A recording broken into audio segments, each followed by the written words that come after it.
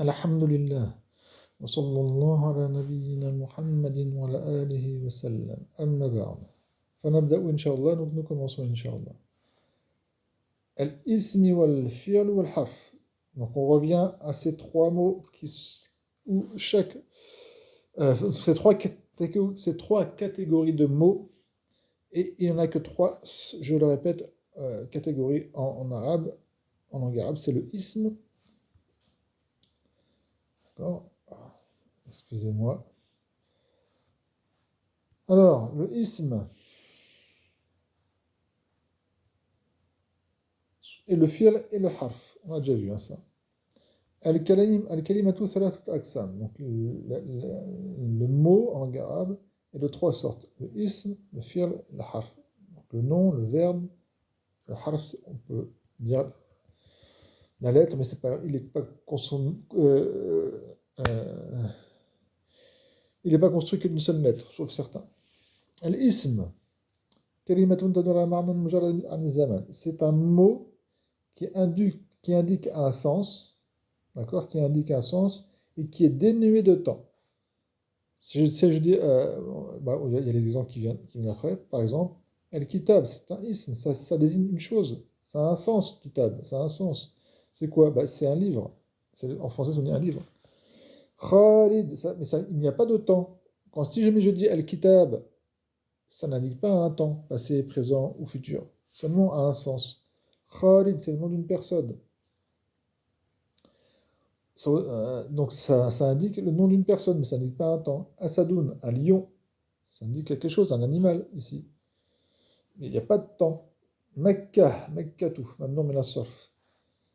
La Mecque, Mecca. Ça indique un sens, c'est le nom d'une ville, mais si je dis seulement Mecca, ça n'indique pas si cette ville-là, j'en parle au présent, au passé, au présent ou au futur. Ensuite, min alamat al-ism, parmi les indications du ism, c'est-à-dire, comment savoir qu'un kalima, qu'un mot, c'est un ism ou un fi'l ou un harf? Eh bien, il y a des outils, des astuces pour savoir si un mot, comme par exemple ici, le mot al-kitab, c'est un mot, mais al-kitab, c'est quoi? C'est un fi'l, c'est un is, c'est un harf, c'est quoi? Parmi les trois catégories. Et là, tous les mots, donc, on va pouvoir les catégoriser dans une des trois catégories avec des astuces pour savoir si c'est un is, un fi'l ou un harf. Min alamatil ism, parmi les indications du ism, c'est-à-dire qu'il y a des indications, une astuce, entre guillemets, qui va savoir si le mot c'est un ism ou pas. C'est que le ism, yaqbal al, un ism, il accepte, yaqbal, il accepte quoi? Al, alif wal lam, al, qu'on met devant un nom. Pas tous les asma. Le pluriel de is, c'est asma, pas tous les asma.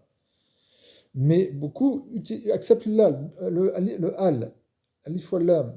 Donc si on voit qu'il y a un kalima, un mot qui accepte qu'on lui mette un alif wal lam ou qu'il y a déjà un alif wal lam, eh bien on sait que c'est un ism. Comme par exemple le mot al-kitabu.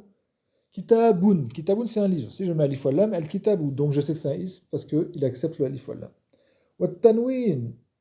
Quand à la fin d'un kalima, il y a un tanwin ou un anwin, on sait que c'est un ism s'il accepte. Ça, c'est chez le Bisrin, parce que chez le Koufin, le verbe, il peut avoir un tanwin, comme c'est notamment dans le Musaf. Le Musaf, il est écrit à Tariqa des Koufin. Alan Faran, pour ce qui est ce qu'on appelle le Nun et Tawkid, al-Mukhaffafa. Mais, on va dire chez le Bisrin, un mot qui accepte un tanwin à la fin, ou un anwin, ça peut être c'est obligatoirement un ism, comme kitabun, kitaban, kitabin. Alors, vous voyez le mot Mecca.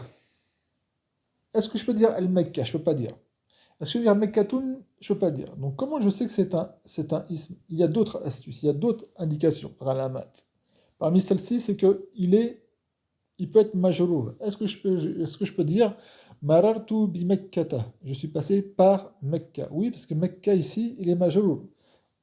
Et quand dans les kalimas de la sorf, l'indication de son jar, c'est le fatra. Et un ism c'est seulement un ism qui peut être attaché devant lui par un harf jar, comme par exemple Marartu bi Mekkata. Al-ba, c'est un harf jar. Donc il y a d'autres indication pour les noms. Ensuite, al-fi'l, le verbe. Le verbe, c'est comme le ism, c'est un kalima, c'est un nom. Tadoul ala husul shay. Il dit, c'est qui indique l'obtention d'une chose. Mais on peut dire aussi, comme vous trouvez dans les autres livres, comme pour le ism, yadoul, tadoul, kalimatun tadoul ala, excusez-moi, ala marna. D'accord? Donc le fi'l, c'est un mot qui indique un sens. Ici, il a marqué ala husul shay, sur l'obtention d'une chose.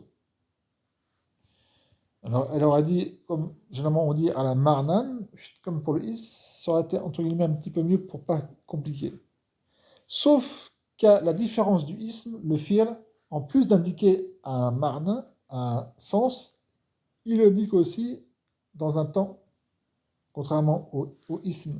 Le ism, il n'indique pas un temps, alors que le fi'l, il indique un sens, et en plus du sens, il va lui donner un temps, soit au passé, le mardi, al-hadir au présent, ou al-mustaqbal au futur. Exemple, kataba yaktubu uktub. Kataba, c'est un fi'l mardi, comme on a vu. Et comme il n'y a rien devant, comme il n'y a pas in ou autre devant, donc ça, il indique au passé. Sauf si notamment si on l'utilise en tant que doua. Mais ça, c'est autre chose. À la base, il indique le passé.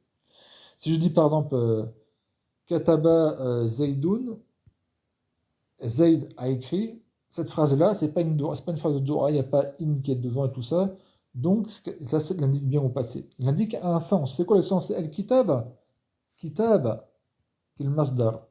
Un sens. Le sens, c'est l'écriture. Et le mot kitaba, c'est un ism. Pourquoi? Je peux dire al-kitaba, entre guillemets.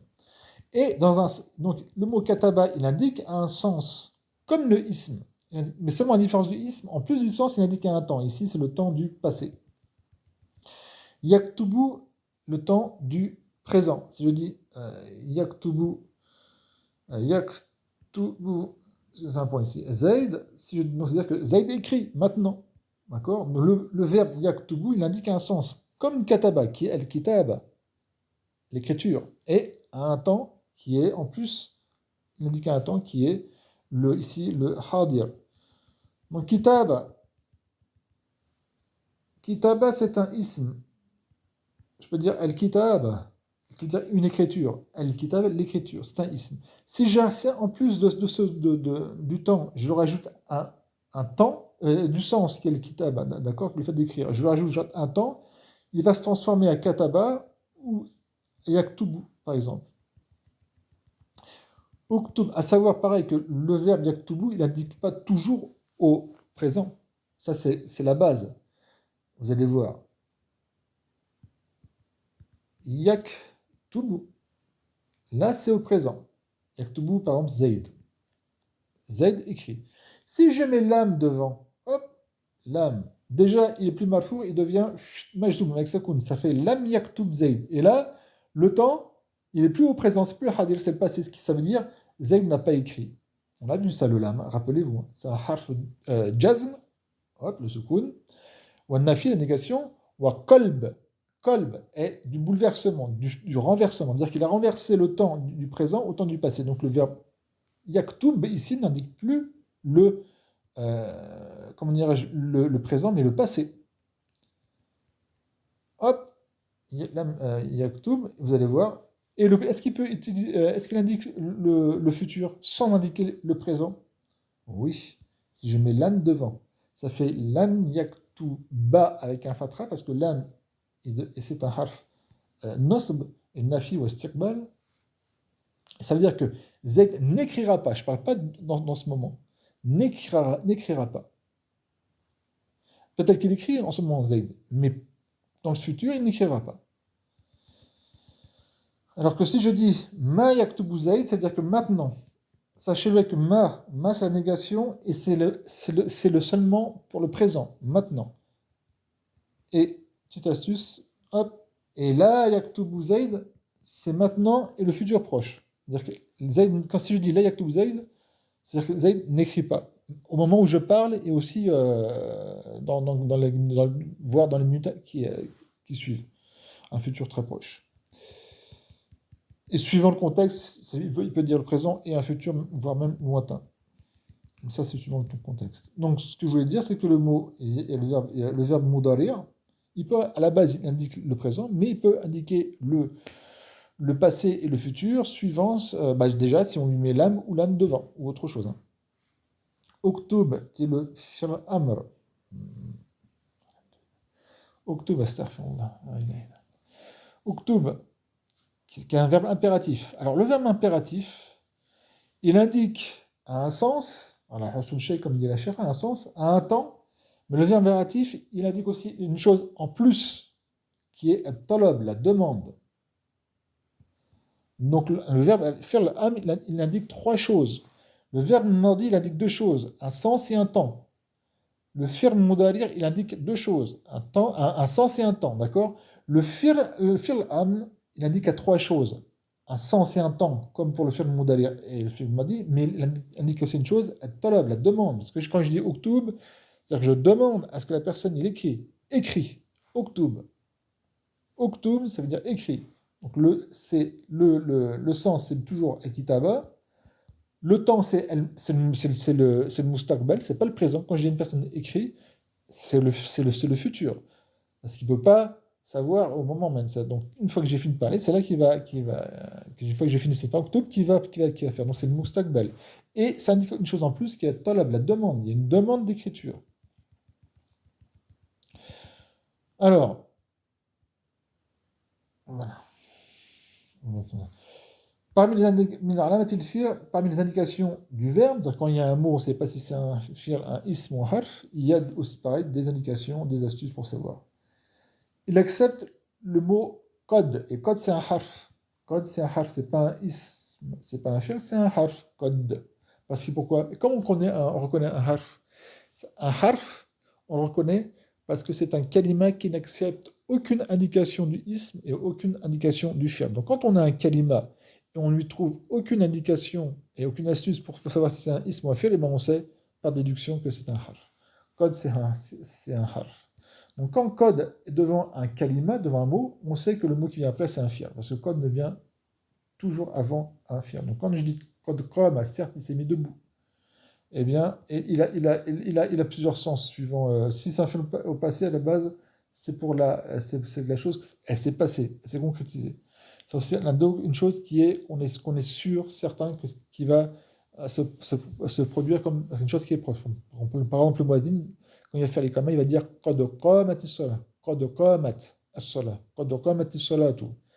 Or, qamat, ça vient au passé, et quand il certifie, or on n'est pas encore entré dans la prière, mais on est tellement proche de la prière que c'est comme si on était dans la prière. Donc, voilà. Ensuite, code s'il devant un fi'l mudarir, ça veut dire la possibilité. C'est-à-dire que c'est possible comme c'est pas aussi possible. C'est possible comme ça se fasse, comme ça ne se fasse pas. Donc, si je dis code yaktubu Zaidoun, ça veut dire il se peut que Zaid écrive. Sauf si c'est une action d'Allah Azzawajal, donc là c'est la certification. Autre indication pour savoir si c'est un fi'l, le sin ou saoufa qui indique le futur. Sin, le futur proche, et saoufa, le futur proche. Donc quand il y a le sin, d'accord, qui est devant un verbe, comme c'est le verbe au modal de. Alors, kama, c'est le verbe au madi, hein, au, hop, au modalir, c'est yakoum. Et vous voyez que sayakoum, il y a le verbe yakoum, et devant, il y a le sin, qui veut dire le plus tard, le futur proche. Donc, sayakoum, on va dire zaïdoun, sayakoum, zaïd veut dire zaïd va se lever, bientôt.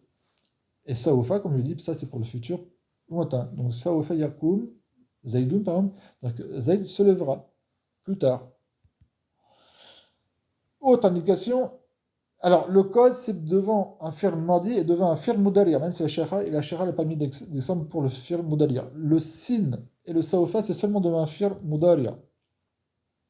Le tanis sakina c'est seulement pour le fi'l madi. Qamat, qamat hindun, pardon. Hind qui est le nom d'une femme. Je veux dire, qamat, elle s'est mise debout. On l'a vu, hein, le tanis sakina, qui est un harf, qui n'est pas le faril. Elian mukhataba. Elian mukhataba, c'est-à-dire qu'une femme, on parle à une femme. Quand je dis koumi, ou à la base, par exemple, Takumin. Je parle à une femme, par Mahin, je dis Takumin, tiens, je lui informe entre guillemets qu'elle se met debout. Takumin, tu te mets debout. Et le firme Amr, c'est mets-toi debout, c'est Koumi, Koumi, mets-toi debout.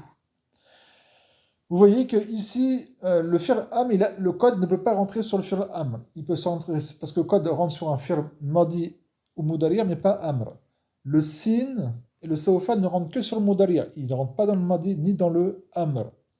Le Tanis Sakina rentre seulement dans le Madi. Il ne rentre pas dans le Moudaria et dans le Amr. Et le Yal Mukhataba, lui, il rentre dans le Moudaria et le Amr. Donc là, pour l'instant, on n'a qu'une seule indication pour savoir si le mot c'est un fi'l Amr, c'est le Ya, à la fin du verbe. Koumi, mets-toi debout. Donc bien sûr, l'Irab, c'est Koumi, c'est Koum. C'est un fi'l Moudaria et le Ya, c'est le Fa'il. On a vu ça. On s'arrête là, Inch'Allah. Barakallahu fikum. Subhanakallahumma wa bihamdik. La ilaha illa anta astaghfiruka wa atubu ilayk.